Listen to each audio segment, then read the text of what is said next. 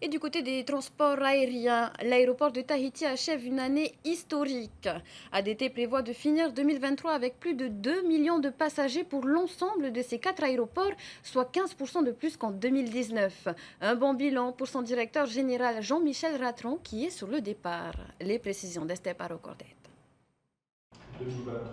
À entendre Jean-Michel Ratron, personne autour de cette table n'aurait parié sur un record du trafic aérien de passagers en 2023.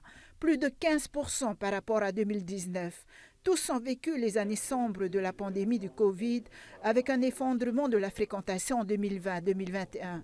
Et finalement, les touristes sont revenus très rapidement. Alors tout ça c'est lié à plusieurs facteurs. Il y a d'une part l'attractivité de la destination Polynésie française, notamment sur les marchés américains et les marchés européens. On a une destination qui est très très attractive et on a également sur le marché domestique un nouvel opérateur avec Air Moana qui a finalement participé à la dynamisation et à la reprise du trafic domestique vers les îles. Tahiti, Raiatea, Bora et Rongiroa, les 4 aéroports gérés par ADT, profitent de cette forte reprise avec 69% des voyageurs rien que pour Tahiti.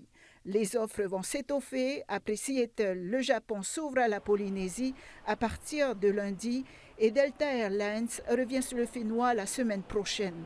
Le concessionnaire a aussi de belles perspectives pour diversifier ses offres de commerce et de services. Il y a également la volonté pour ADT de vouloir faire vivre la galerie et l'aérogare au travers eh bien, justement d'une possibilité de shopping qui sera renforcée.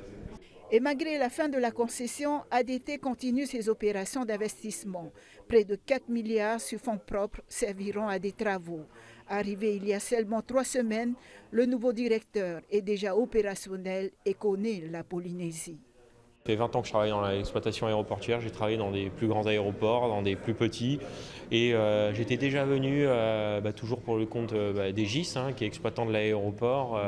J'étais venu entre 2016 et 2018 pour des missions justement pour l'aéroport, pour ADT.